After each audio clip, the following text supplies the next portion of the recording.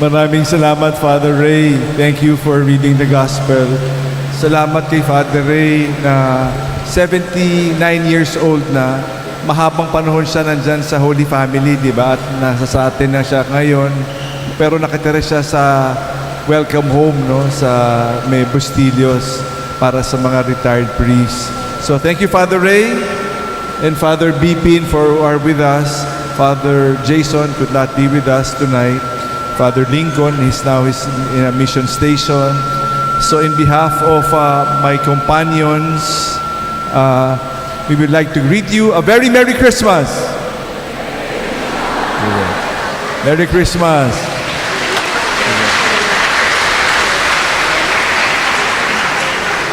I will talk about 4 or 5 things. I would like to begin by a story connected with Panuluyan. Tapos I will tell you a story. If Christ were to be born today, saan kaya siya isisilang? Saan kaya, ha? Tapos, kamusta yung Pasko niya ba? Is it the best Christmas or the worst Christmas? In our answered prayers.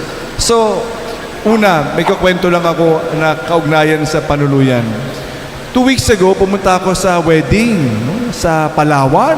Napakaganda. El Nido, napakaganda. Garden wedding. Ang ganda-ganda ng panahon. Napakaganda ng panahon, no? At ilang araw na hinahandaan, limpak na paghahanda at napakalaking gastos. Yung kinasal na eh. So parang symbolic na lang kasi bawal mag-wedding sa beach na hindi parokya eh. Pero so kasal ano na lang 'yon, symbolic na lang, no? So may wedding dapat sa beach, tapos yung reception sa beach rin. Naku, napakaganda. So everything was perfect. Nung magsisimula na, ano nangyari? Umulan. Sira lahat yung plano, no? Sira lahat yung plano, no? Parang wow, no? Bakit kaya, di ba? Pero tuloy pa rin. Lumipat kami sa isang covered area at naging napakaganda rin ang aming selebrasyon. Salamat sa Diyos, no? Parang kaninang 7:30, yung pinaghahandaan ng ilang linggo, ilang buwan na pinahandaan ng mga kabataan natin yung panunuluyan. Napakaganda. Araw-araw, memoryado ko na yung script kasi lagi ko naririnig, di ba? So memoryado ko na lahat ng pangyayari, no? Tapos, everything was okay. Ang ganda-ganda ng setup. Kanina, walang sound system. Kaya lahat lip reading. Lip reading. Ako kasi memorize ko na, kaya kahit na hindi sila magsalita, alam ko na yung mga nangyayari. Pero tuloy pa rin. At naging maayos naman yung ating selebrasyon ng Teatro San Antonio sa ating panunuluyan. Salamat sa Diyos. Tuloy pa rin. May mga bagay-bagay na parang may konting hitch, pero tuloy pa rin. Ang mahalaga, what is essential. Nakakalimutan kasi natin what is essential eh. Sa kasal, kamisan, ang buong selebrasyon, naku, yung handa, yung suot, kung ano-ano mga bagay, nakakalimutan yung essential. Alam niyo ba ang pinaka-essential sa kasal? Ano pinakamahalaga? Lahat pwedeng alisin eh. Pati yung misa, pati yung handa, pati yung singsing, pati yung wedding gown, lahat pwedeng alisin. Ang isa lang pinakamahalaga, yung I do nila. Will you accept for better, for worse? I do. Yun lang. Everything else can be erased. Ang pare, primary witness lang. Ang magkakasal, silang dalawa. That is essential. Kanina, sa panunuluyan, what is essential?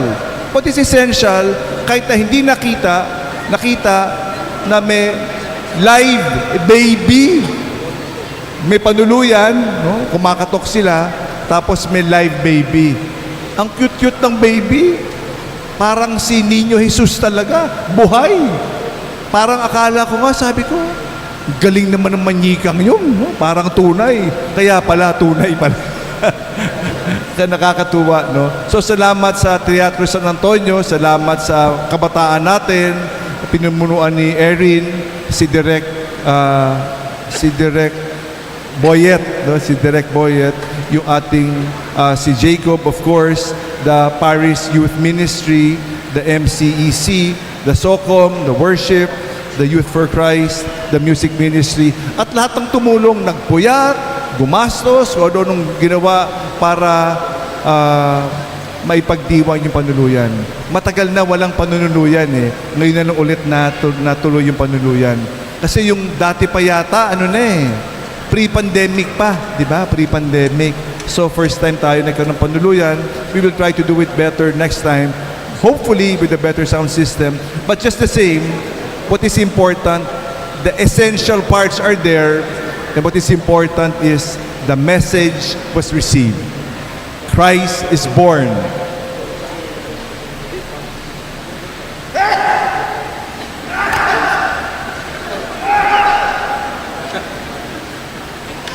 Bless you too. I love you. Sorry ha. Sorry. Kasama sa script yun. Sige. Sorry ha. Anyway, yung ating panunuluyan, parang ang ganda-ganda, ang cute-cute, di ba? Parang yung Belen, ang cute-cute.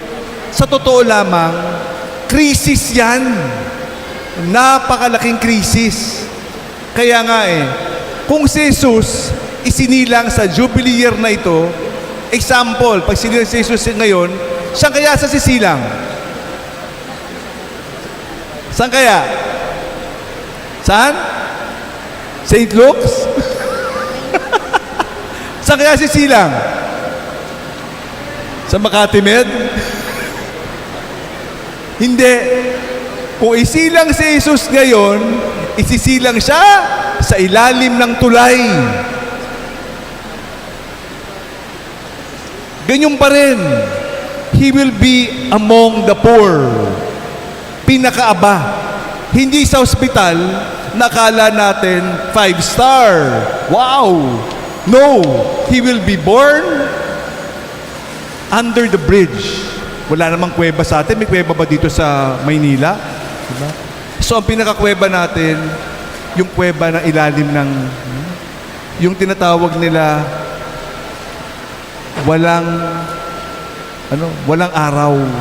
Kasi araw o gabi, madilim kasi nasa loob Kaya walang araw dun Lahat gabi lahat Nasa ilalim kasi.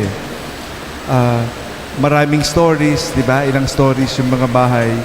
Yun ang paboritong pinupuntahan ni Father Bipin. Suki si Father Bipin doon. Ako, yun ang pinupuntahan ko dati. Pero dahil sa aking sakit, medyo limitado ako makapasyal mo ngayon doon. But anyway, kung siya'y isisilang ngayon, doon rin siya isisilang. Hindi sa ospital. Hindi sa syudad. At sino yung unang bisita niya? Hindi mga presidente at mga hindi. Ang unang bibisita sa kanya, si Father Bipin. Hindi. Ang unang bibisita sa kanya, yung mga palaboy-laboy, yung mga binabaliwala natin, no? Wala naman tayong shepherd dito Wala naman tayo, di ba? Yung mga walang tsinelas, yung mga kulang-kulang, no? Yun ang unang bisita ng ating Panginoon. Yun yung mga wala. Tapos, we romanticize it. Ang cute-cute ng Belen. Uy, sa ilalim ng tulayan. Paano naging cute yan? Di ba, sabihin natin, ang ganda-ganda. So, totoo lamang, krisis. Katulad ng panunuluyan, kumakatok sila'y nire-reject. Wala. May mga bagong version nga Alam nyo bakit sila nireject? Bakit nireject? Bakit nireject? Ha? Puno na?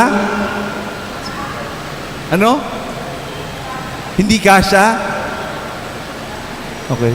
Puno na daw, puno na. Pero may isang version lang. Pumunta, yun yung ebanghelyo Pumunta si Jose sa kanyang bayan.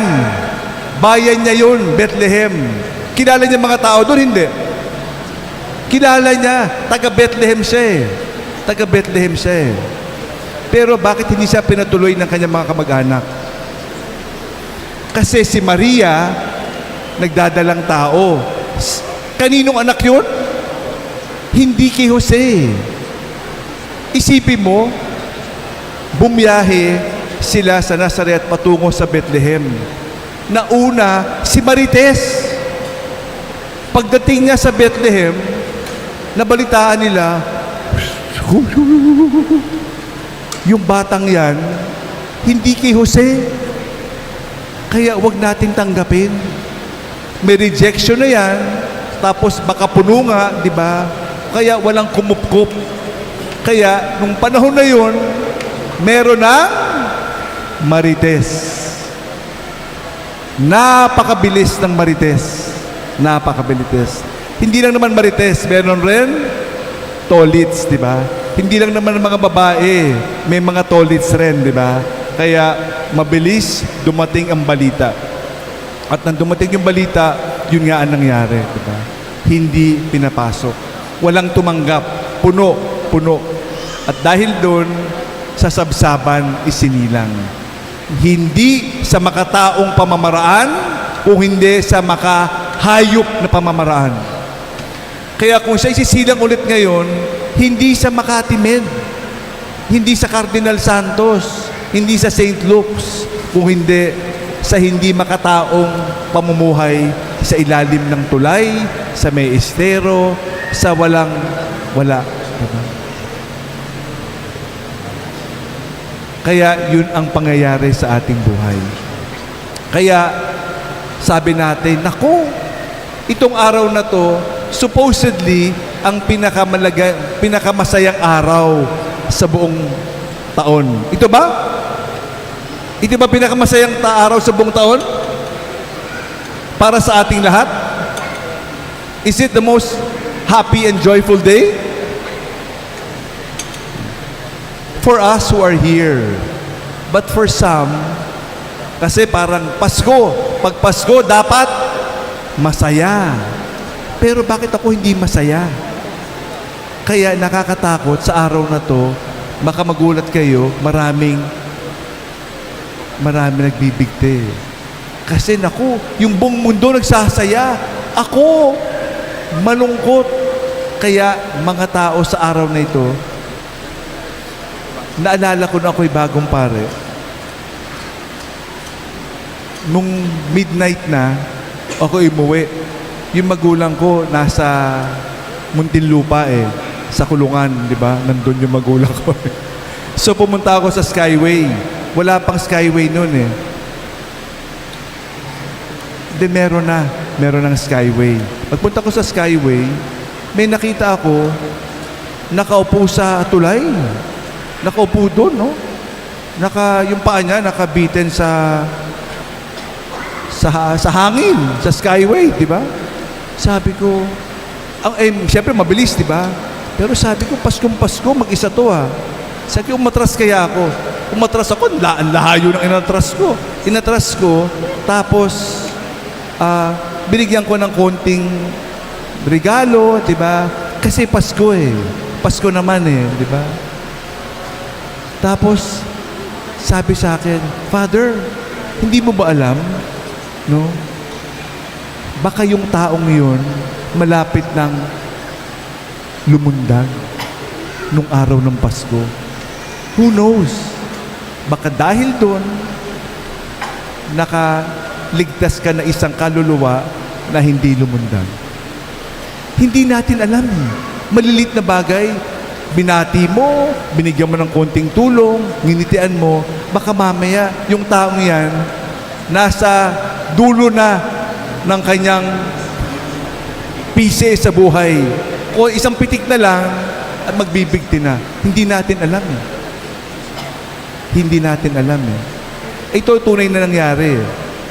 So nung Pasko, may isang bata, inipon niya yung kanyang regalo at ibinigay niya sa mga kapitbahay. Kumakatok siya nung Christmas Eve, nagbibigay ng regalo. May isang tao, Christmas Eve, magbibigti na. May kumakatok. Pagbukas na ng pinto, binigyan siya ng regalo. Merry Christmas. napaluha siya. Kasi magbibigti na siya eh. At may biglang kumatok. Imagine. Tayo ang magdadala ng mabuting balita na si Jesus ay buhay. Amen? So tayo, galing dito sa simbahan, pag-uwi natin, maghahatid tayo ng mabuting balita na si Jesus ay ang sanggol na tunay na buhay sa araw na ito. Amen? Yun ang gagawin natin. Question: is this Christmas the best Christmas?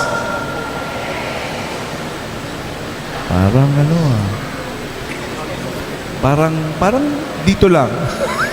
Dito ba hindi? Is this the best Christmas? Of course. Sabihin, kasi yung bata ako eh. Kasi nung mahaba pa yung buhok ko eh. Kasi nung ganyan eh. Kasi, wala. All the best Christmas plus now is the best Christmas. Amen? Plus, remember, for the 9 days, we said, ano yung sinasabi natin? YHTP, what is that? What is YHTP? Wala na. Kalimutan na. What is YHTP? You have the power. You have the power to choose to regret life, to be miserable, to live in hatred, to live in regret. You have the power. Naku, I have to choose. Mas masaya yung Pasko noon eh. Nung dati, noon. You have the power to choose. Mas masaya ba noon o ngayon? You choose. You choose and have the power to live in hate or to live in love. You have the power. You have the power to make it the best Christmas because the most essential part of Christmas is Jesus Christ. Not the gifts, not the caroling, not this, but the presence of Christ in our hearts. At siya'y isisilang ngayon sa iyong puso.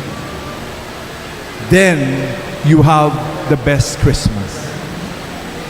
So sana, huwag tayo mabahala dahil ikaw ang may hawak, may kapangyarihan, pumili to choose to make it the best or the worst Christmas.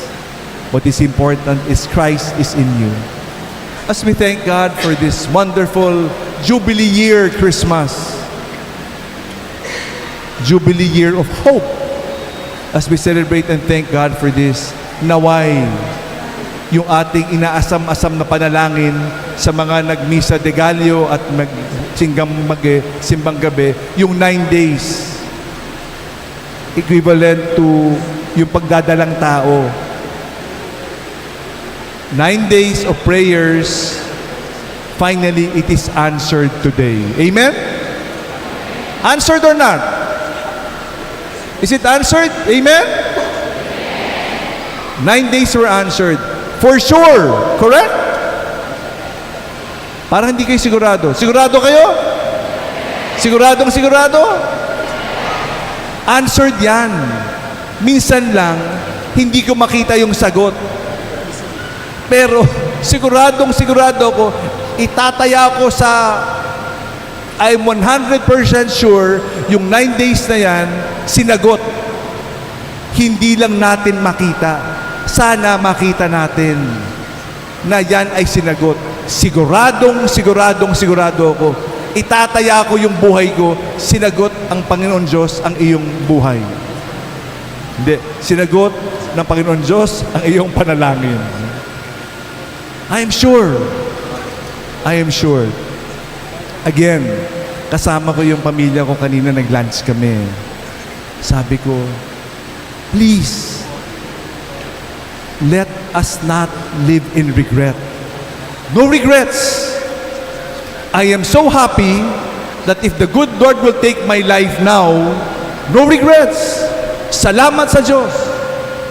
I believe it with every fiber of my cell, everything, because I have lived a full life. I have lived a full life. Anytime, Lord, salamat sa buhay na binigay niyo sa akin. You can take it anytime.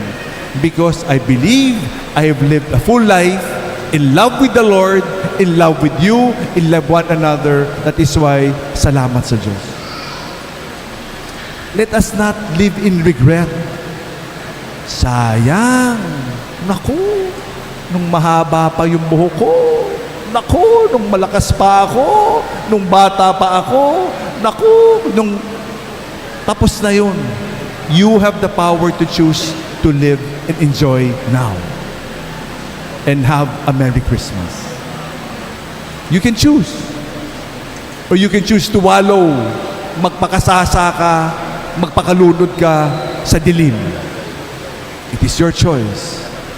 Choose to live in love. Amen. Merry Christmas. Tulog na. Nakatulog na. Merry Christmas! I love you. I love you more. Do you love Father Bipin and Father Ray? Di may mukha nyo, parang bumata kayo ng 5 taon. Pag nag-I love you, nakakabata. Pag nag-I hate you, naku, tumatanda ka, nahuhulog ang buhok mo, at dumadami yung kulubot. Mamili ka. I love you or I hate you? Mamaya ha. Pag-bless nyo sa amin ha. May kasamang halik ha. Child abuse yan. Hindi, loko lang. Bawal. So, thank you again. In behalf of our dear Cardinal, Merry Christmas to each and every one. Salamat sa Diyos. Thank you.